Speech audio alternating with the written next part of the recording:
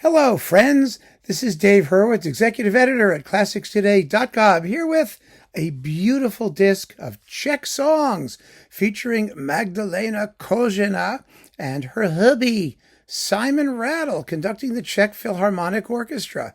What a beautiful set this is. Oh, it's marvelous. Some of you have said, gee, are you ever going to say something nice about a Simon Rattle recording? Well, actually, I've said many nice things about Simon Rattle recordings, including his Dvořák symphonic poems, his Rachmaninoff The Bells and Symphonic Dances, his Jimenovsky, all of it. Yeah, I mean, he's done some good stuff. He really has.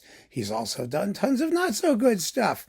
And I've called it as I've seen it. Magdalena Kožená, of course, she's a fine, fine singer. She's in her native element here. And this is a really intelligent and creative and splendid collection of songs. Some of them were written for voice and piano, but all of them have been orchestrated. And they are by Martinu, Dvořák, Hans Krasa, and Gideon Klein.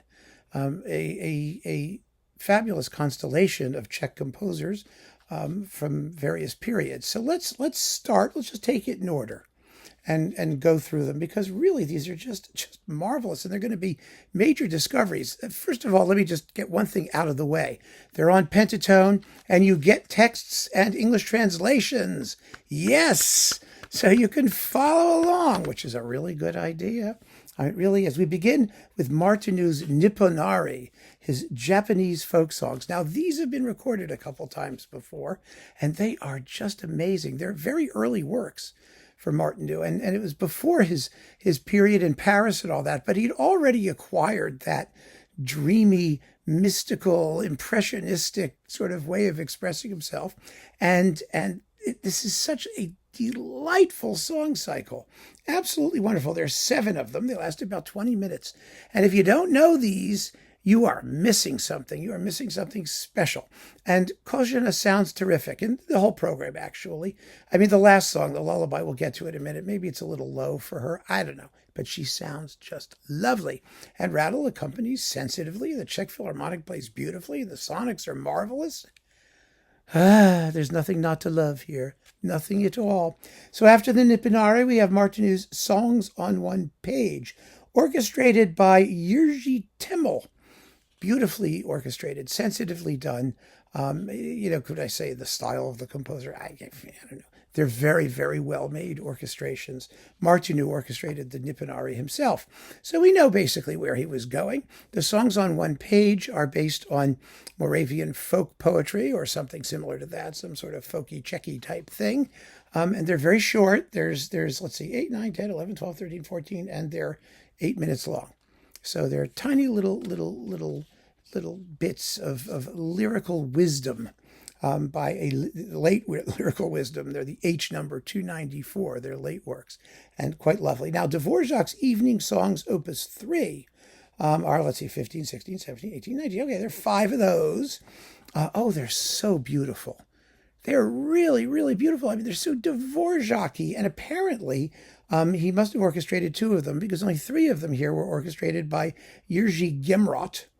And very, very well done. Again, very sensitive. There's no futzing around. Nothing's grotesque. It's all really heartfelt, musicianly work.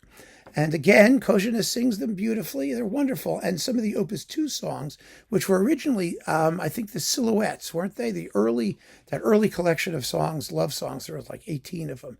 And Dvořák mined them later for several little sets of songs that he published subsequently. So there are 2 of these from Opus 2. And again, they're quite beautiful, orchestrated by Jiří Gemrot, once again.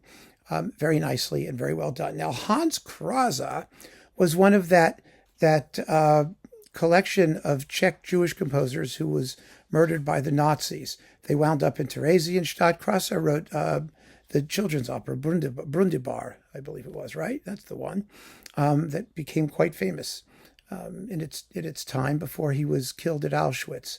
He lived from 1899 to 1944.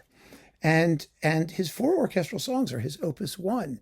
They are expressionist nonsense songs, little tinkly harps and celesta and things like that whizzing around, and they're very spacey and spooky, and oh gosh, they're wonderful. That was a great period in art. Let's face it. I mean, when all hell was breaking loose and civilization was disintegrating, and artists were searching, and the music that they wrote is really special. And these are lovely, lovely pieces that you're not going to hear anywhere else, or at least not readily. So this is a real discovery. They're only 8 minutes, 9 minutes long for the 4 songs, and they're really special. And finally, last but not least, we get Gideon Klein's Lullaby, which is actually a folk lullaby that Klein set for voice and piano, and it's orchestrated here again by Jiří Gemrot. And it's really a sad, touching piece because, of course, Klein was also in Theresienstadt, and he died, they think, at a work camp. He wasn't actually in an extermination camp, but he died in 1945.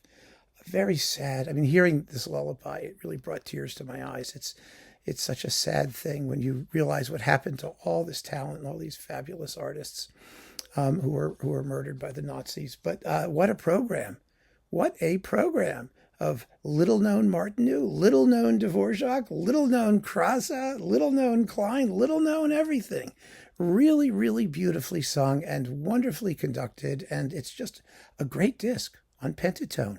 Give this a shot. You will not be sorry. I guarantee you're going to be very, very happy to make the acquaintance of these luscious and lyrical and warm and sometimes funny and sometimes grotesque. I mean, this whole world of feeling and emotion here. Very, very touchingly rendered by the husband and wife duo of Kožená and Rattle. So keep on listening, friends. Thanks so much for joining me. Take care.